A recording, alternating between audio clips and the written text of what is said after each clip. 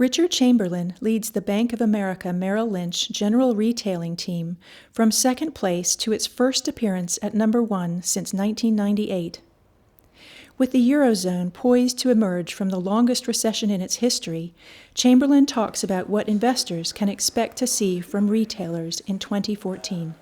The likely impact on consumer confidence from the European economy gaining momentum is that we're likely to see a pretty broad-based recovery in consumer spending this year.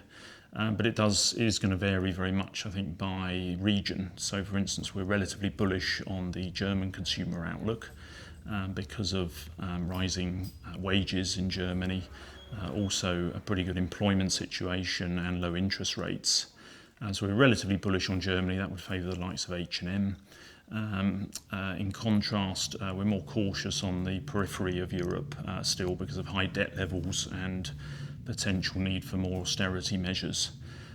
We also like the UK though. We've been positive on the UK because of a stronger housing market and a pretty strong employment level as well here in the UK. So that would favour UK general retailers. We think concerns about rising UK interest rates have been overdone. I think the emphasis this year will be on stock picking because we're seeing a big polarisation in performance by retailers, and we saw that pretty clearly over the Christmas period when we saw some pretty big winners and losers within the sector.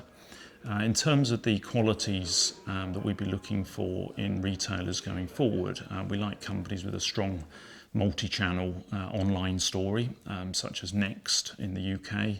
We also like companies that are well positioned for an improving European consumer outlook, but are also improving their own offers and catching up in terms of e-commerce. That would include the likes of H&M.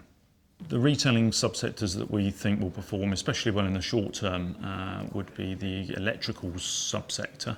We're seeing strong demand for products like tablets and gaming consoles at the moment. We also think that home-related sectors will perform well this year, and we'll see that lagged impact on retail demand coming from a better housing market that we've seen recently. And finally, we think that the seasonal parts of the sector have potential to perform better this year. So, for instance, this year we have a later Easter. Last year was early, cold and wet, so that's going to favour retailers that have got more seasonal exposure.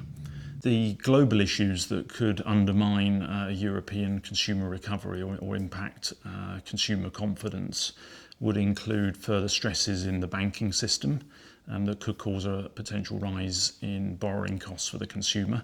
Alternatively, we could see more austerity measures in different parts of Europe, such as rising VAT rates.